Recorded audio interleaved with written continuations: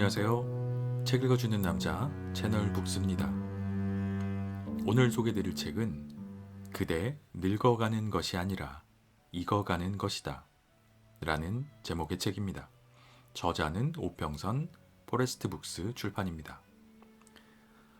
이 세상에서 모든 사람에게 거의 유일하게 공평한 것이 있다면 아마도 시간이 아닐까 싶습니다.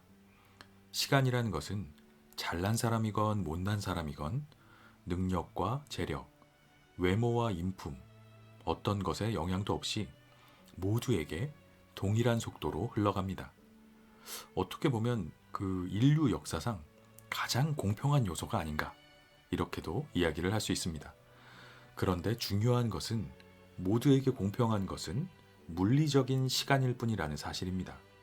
그 동일한 시간을 어떻게 사용하느냐에 따라서 각자가 가진 시간의 가치는 현격하게 달라집니다.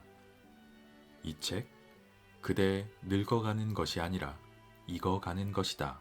이 책은 50대를 맞이한 저자가 자신에게 남아있는 시간을 어떻게 사용할지에 관한 그런 고찰을 기록한 책이다 라고 정의를 할 수 있습니다.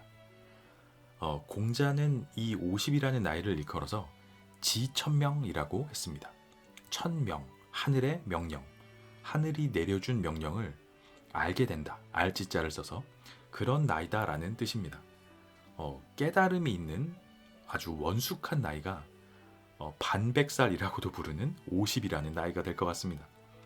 한 세기가 100년이니까 한 세기의 절반을 살았으니 뭐 그만큼 인생의 경험도 많고 자연스럽게 삶의 지혜가 쌓이는 그런 시기입니다. 이 책은 바로 그런 50대가 남긴 깨달음의 기록이다 라고 할 수 있습니다. 수십 년간 앞만 보고 달려온 50대가 받는 인생의 숙제는 청춘 시절의 고민보다 훨씬 더 복잡하고 난해합니다. 50살이 되면 지천명인 줄 알았는데 아마 그거는 착각이었나 보다 이렇게 이야기를 하고 있습니다. 오히려 나이를 먹으면 먹을수록 알다가도 모르겠는 게 세상이다. 또 이렇게 이야기도 하고 있습니다. 미래에 대한 생각을 접어둔 채 앞만 보고 여태까지 달려와서 그런지도 모르겠습니다. 아무튼 50이라는 나이에 받은 숙제는 여간 까다로운 게 아닙니다. 이 책 속에서 본문에 나와 있는 요 부분을 제가 좀 발췌해서 읽어봐 드리겠습니다. 청춘 시절 고민보다 더 복잡하고 난해하기까지 하다. 그때는 용기와 패기라는 무기라도 있었고 넘어지면 다시 일어나면 된다는 자신감도 있었다. 하지만 인생의 절반을 지나는 이 시점에는 그마저도 없다. 오히려 어깨에 무거운 짐만 있을 뿐이다. 잘못 뛰다 넘어지면 영영 다시 일어나지 못할 것이라는 두려움 때문에 열정만 믿고 달리지도 못하겠다. 네, 이렇게 표현을 하고 있습니다. 아마 굉장히 많은 분들이 공감하는 감정이 아닐까 그런 생각을 해봅니다. 저자는 이 책 그대의 늙어가는 것이 아니라 익어가는 것이다. 이 책을 이런 숙제에 대한 자신의 숙제 노트다 라고 이야기를 합니다. 자신의 숙제 노트를 먼저 공개할 테니까 자기보다 더 멋진 답을 찾은 분들이라면 자신에게도 좀 그 노트를 빌려달라 이렇게 이야기를 하고 있습니다. 아마도 이거는 제 생각엔 맞고 틀리고의 문제가 아니라 모두가 머리를 맞대고 풀어야 할 우리 모두의 공동의 숙제다라는 생각이 듭니다. 그런 이유로 기본적으로 이 책은 읽고 있으면 구구절절 다 맞는 얘기다 라는 생각이 드는 그런 책입니다.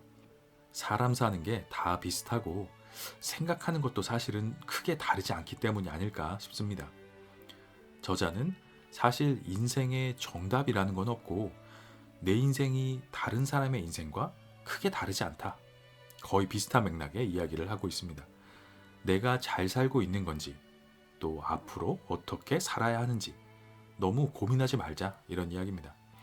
뭐 살다 보면 당연히 평탄한 길도 있지만 굴곡진 길도 있고 뭐 그런 데를 걸어가야 되는 게 인생이고 당연한 이치입니다. 본문 중에 요 내용을 언급한 부분을 아주 짧게 제가 발췌해서 읽어봐 드리겠습니다. 남들은 평탄한 길만 걷고 나만 굴곡진 길을 걷고 있다는 착각으로 자신을 스스로 괴롭힐 이유도 없다. 때론 그냥 관망하듯 바라보는 것도 필요하다. 때론 그저 내려놓는 것도 필요하다. 내 마음을 뒤흔드는 악천후도 때가 되면 언제 그랬는지 모르게 파란 하늘로 얼굴을 바꾼다. 네, 이렇게 이야기를 하고 있습니다. 당연히 인생에는 평탄한 길도 있고 굴곡진 길도 있겠죠. 근데 남들은 다 평탄한 길을 가고 왜 나만 이렇게 굴곡진 길을 걸어야 되지? 그거는 착각이다 라는 이야기입니다. 이 책은 기본적으로 이런 삶의 깨달음에 대한 이야기와 지혜가 가득한 그런 책입니다.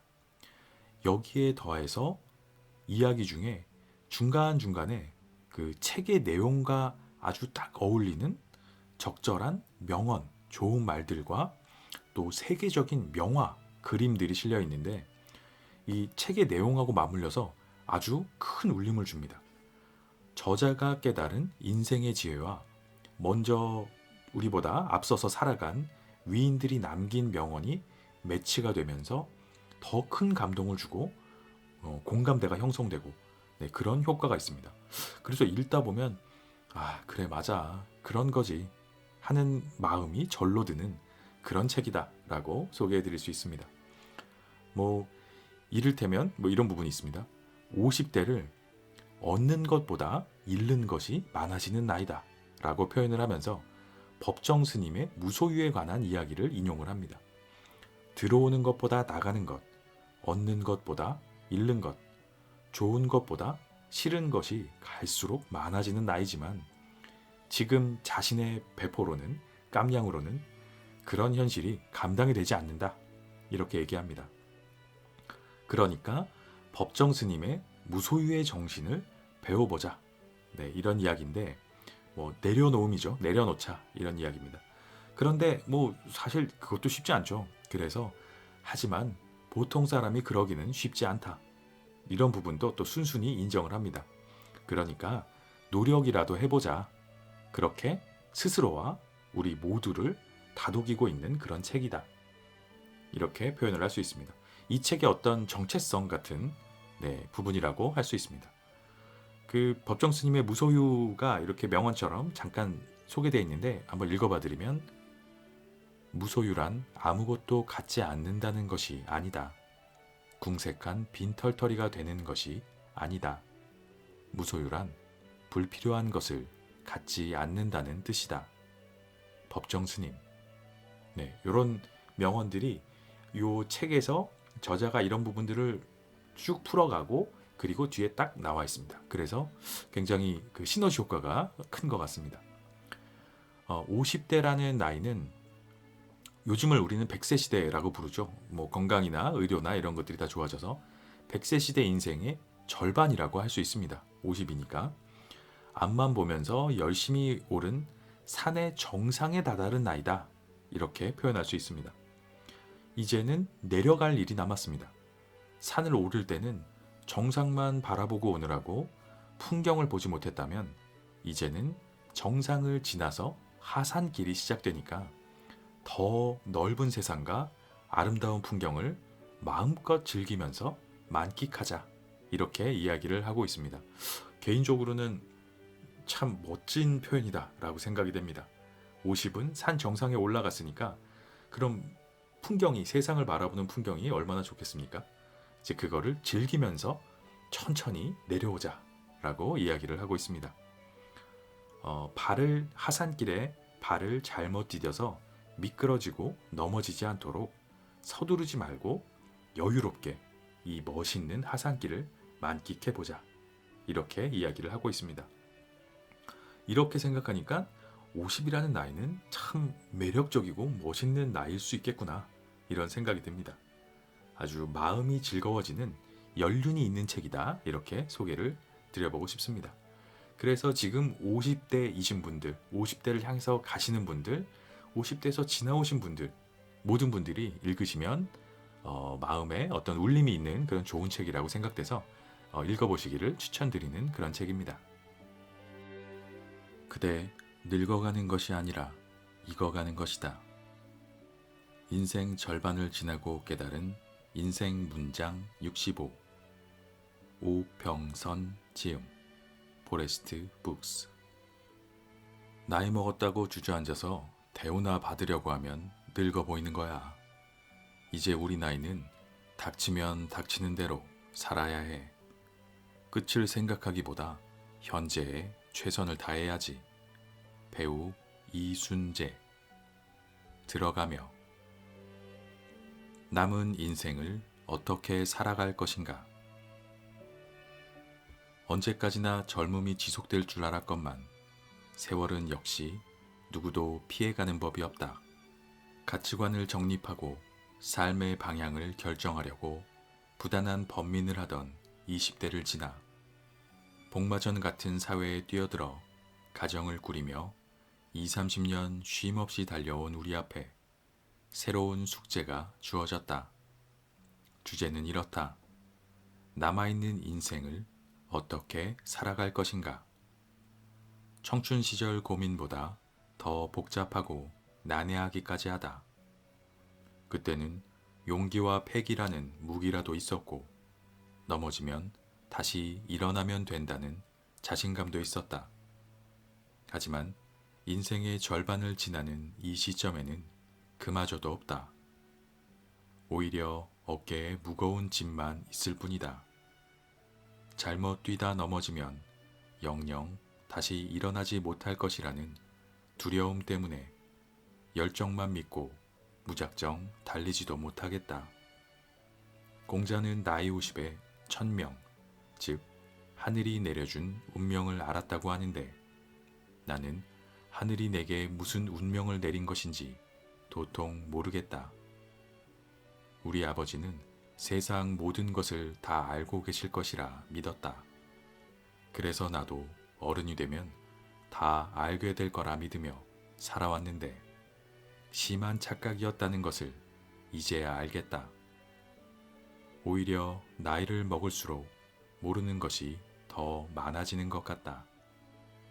당장 현실에서 살아남으려고 악전고투하면서 뒷목을 잡고 살면서 인생 후반에 대한 밑그림조차 그려보지 않고 달리기만 했던 탓일까?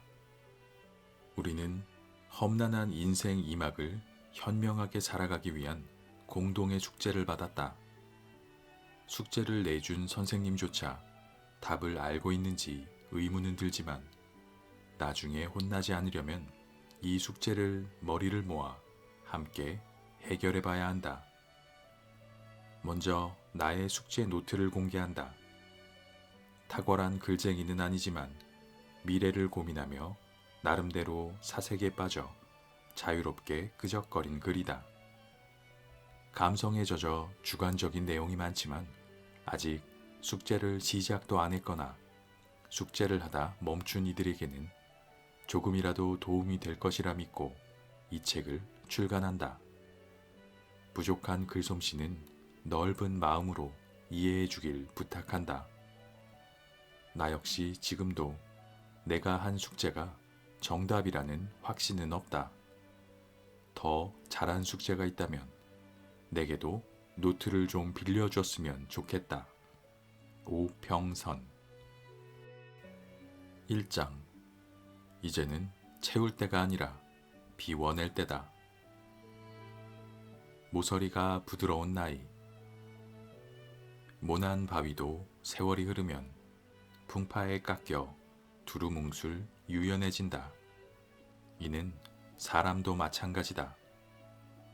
세월을 꽤 먹은 나이가 되어서도 여전히 모가 나 있다면 인생을 잘못 살아온 건 아닐까? 모난 돌이 정 맞는다 라는 말이 있다. 젊을 때야 삶의 경험이 부족하고 좌충우돌 도전하는 시기이니 모가 좀 나 있더라도 괜찮지만 인생 수업을 제법 한 나이가 되었다면 나의 모서리를 점검해야 한다. 아주 좋거나 아주 싫다거나 극단적으로 모난 성질은 감춰야 할 때다. 자기 주관을 없애야 한다는 말은 아니다. 타인의 다양한 생각을 받아줄 수 있는 둥글둥글한 유연함과 공감 능력을 갖추면 된다. 과거를 돌아보면 강하게 주장했으나 정답이 아닌 것이 참 많았음을 깨닫는다. 내가 틀릴 수도 있다. 그러므로 아는 길도 물어가는 겸손과 바쁠수록 돌아가는 여유를 갖춰보자. 운무가 낀 눈으로 세상을 보고 있다면 산 정상에 올라 아래를 내려다보는데 운무가 잔뜩 산봉우리를 뒤덮었다. 마치 망망대해를 보는 듯하다. 기대했던 봉우리가 보이지 않아 눈앞이 막막해질지라도 바람의 방향이 바뀌면 운무는 결국 거치기 마련이다. 포기하지 말고 조급해하지 말고 기다려라. 운무가 낀 눈으로 미래를 속단하지 말고 운무가 낀 마음으로 과거를 판단하지 마라. 운무가 거친 자리에 꿈처럼 드넓은 전망이 펼쳐질 테니 자신이 친 철책을 허물어라. 인간은 본디 강한 듯하지만 나약한 존재다. 경쟁에서 살아남기 위해 강한 척하며 사는 것뿐이다. 보고도 적으로부터 자신을 보호하려 몸을 부풀리듯 인간은 자신을 지키기 위해 많은 철책을 치고 산다. 그런데 자신을 지키려고 친 철책이 어느 순간 자신을 가두는 감옥이 되어 끝내 옴짝달싹 못하는 처지가 되기도 한다. 사냥꾼도 가끔은 짐승을 잡으려고 쳐둔 올무에 자기 발이 걸려 낭패를 본다. 당신은 지금 주변에 어떤 철책을 치고 있는가? 그 철책이 삶의 또 다른 가능성을 막고 있지 않은가? 나의 본래 모습을 올가매고 있지 않은가? 이제 서서히 철책을 허물 나이가 되었다. 그 철책은 남이 허물어 줄 수 없다. 그 철책은 오로지 나만 허물 수 있다. 철책을 걷고 마음을 열면 바람이 들어온다. 그 바람을 타고 사람과 자유, 그리고 행복이 방문할 것이다. 나를 맡겨도 좋다. 바닷가의 조약돌을 그토록 둥글고 예쁘게 만든 것은 무쇠로 된 정이 아니라 부드럽게 쓰다듬는 물결이다. 법정 스님.